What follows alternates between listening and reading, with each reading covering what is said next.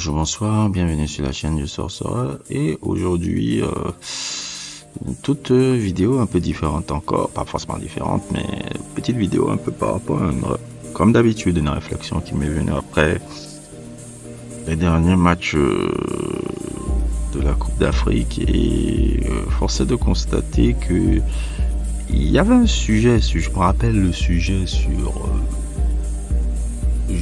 la vidéo s'appelait Merci pour la finale de la Coupe du Monde. Et je disais ceci. C'est peut-être le match qui a sauvé le football des nations.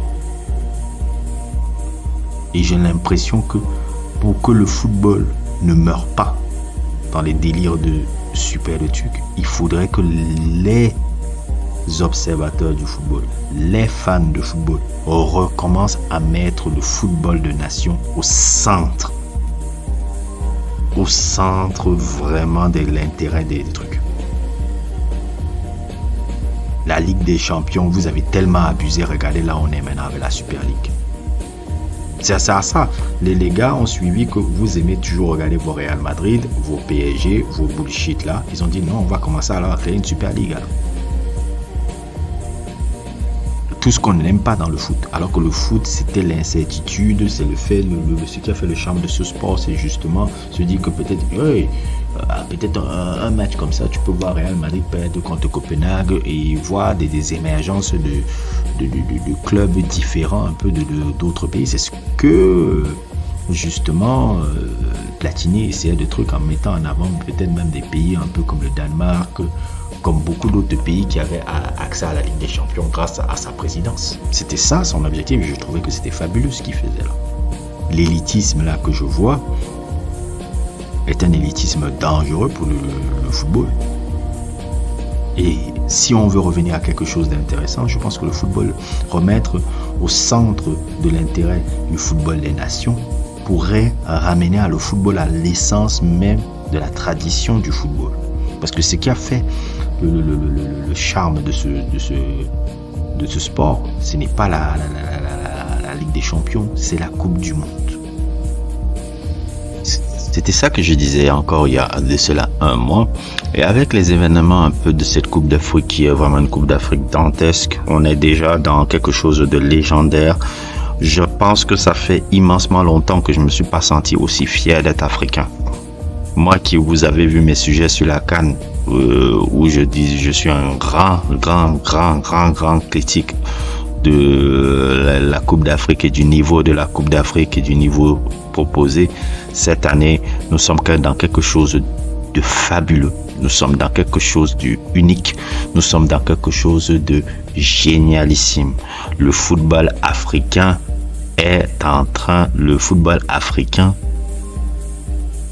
un tournant de son histoire, est dans un tournant de son football, et moi ça ne peut que me faire un plaisir. Et comme vous l'avez entendu sur mon sujet, je vous conseille encore de regarder, je vous mettrai le lien en description pour écouter encore le truc complet que j'avais posté là il y a de cela un mois. Le football des nations est en train de reprendre ses lettres de noblesse. Et cette CAN est en train de confirmer cette tendance-là. Une tendance que j'ai sentie à partir de la Coupe du Monde 2022 qui était un peu assez forte avec la finale de monumentale qu'on a eu là. Le football des nations est en train de reprendre ses droits et reprendre ses lettres de noblesse, et en train de peut-être remettre vraiment ce que le foot est dans son essence. Parce que ce qui a fait le charme du foot, c'est le football des nations. Oui, c'est important les clubs, c'est important parce que le club, ce sont les employeurs des joueurs qui arrivent à payer les joueurs grassement et payer les joueurs pour qu'ils soient vraiment dans de bonnes conditions et qu'ils soient vraiment aussi performants. Mais ce qui fait le charme de ce sport, c'est le football des nations. Et voir comment cette CAN-là se tient dans une folie dantesque avec des matchs de fou, la qualité du jeu et des rebondissements et autres. On a eu encore là le match contre la Mauritanie et l'Algérie qui s'est fini sur un 1-0. La Mauritanie a gagné. Bref, on est dans vraiment quelque chose de génial en ce moment dans ce qui se passe là autour. Le football, la finale de la Coupe du Monde 2022, tout comme la Coupe du Monde 2022 dans sa globalité, a sûrement ressuscité le football des nations. Maintenant, il faudra voir un peu comment se passe un peu la prochaine Copa América. Comment ça se passera un peu en termes de jeu. Je suis très impatient de voir la prochaine Copa América, parce que la prochaine Copa América, il y a cette équipe fabuleuse de l'Uruguay de Bielsa qui arrive gros comme une maison. Et je vous le dis, elle arrive gros comme une maison. J'ai bien envie de voir ce qu'elle va faire dans cette Copa América. Je suis très curieuse. Et aussi le prochain Euro. Le prochain Euro, je pense que le prochain Euro aussi, on aura quelque chose de assez magnifique dans la tenue un peu. Dans la teneur un peu du jeu et des émotions qu'on a, parce que l'Euro là risque d'être très ouvert. La France encore, je la vois gros comme une maison, avec les joueurs qui sont excessivement jeunes et qui arrivent un peu, malgré leur jeunesse, à une certaine forme de maturité aussi. L'Espagne ne va pas chômer. Les Allemands auront cœur aussi à comment on appelle ça, à se rattraper après 2 compétitions ou 3 compétitions consécutives où ils ont été mauvaises, puisque ça se joue chez eux. L'Italie, il y a point d'interrogation, parce que les Italiens, on ne sait jamais comment ça peut se passer. Bref, il y a beaucoup de choses qui peuvent être encore géniales dans cet Euro-là, qui s'annonce aussi très intéressante. Et je me dis, on revient à quelque chose là, c'est peut-être le seul moyen que le football a pour revenir à quelque chose de positif, parce que le football des nations peut faire arrêter cette folie que je vois dans le football moderne débile. C'est le football des nations. Et cette CAN-là encore est en train de montrer cette tendance, et je ne peux qu'être content, moi, un très grand observateur de ce sport, un observateur averti de ce sport, parce que je pense que le football, c'est quelque chose au-delà des vannes. Moi, je ne suis pas, comme je vous l'ai dit, je suis pas dans narguer, vannes et autres, tout, parce que je trouve que c'est un peu ridicule. Le football, comme je l'ai dit, c'est quelque chose qui va au-delà juste de taper dans un ballon, quelque chose comme ça. Le football, c'est vraiment la communion entre les peuples. Le football, c'est vraiment la communion entre les différentes strates sociales.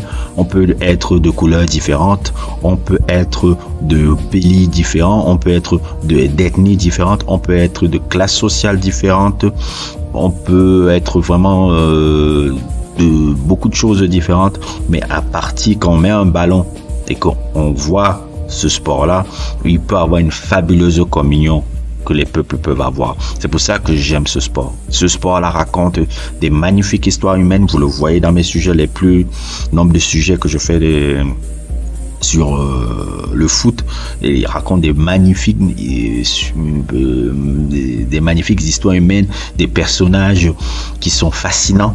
Ce sport-là porte énormément de valeur quand il est respecté, quand il est acclamé. Et ce sport-là peut être inspirant pour la population comme nous, qui regardons un peu ces matchs. On peut être inspiré par un sportif, on peut être inspiré par l'histoire d'un sportif, on peut être inspiré par l'histoire d'une équipe, on peut être inspiré par une certaine idée de ce sport-là.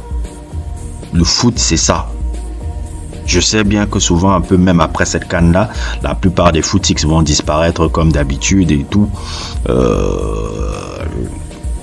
Des émulements un peu de football, parce que je sais que pour beaucoup de gens, mais bon, on a besoin quand même aussi de ces footix-là, parce que les footix permettent à ce que, comment on appelle ça, on génère des revenus un peu sur le football. C'est à ça qui sert, ce sont les consommateurs, les footix. Le football, c'est grand. Le football, c'est grand. Et quand ça se comporte un peu comme j'ai vu avec cette Coupe du Monde 2022, cette finale 2022 et cette CAN qui est en train de se dérouler, j'ose croire peut-être qu'on va dans une direction très positive dans le football. Le football des nations doit revenir au premier plan et est en train de revenir au premier plan. Le football africain a un tournant de son histoire. Et ma foi, je pense que c'est vraiment quelque chose de positif. N'hésitez pas à liker, n'hésitez pas à vous abonner, et à plus pour d'autres aventures.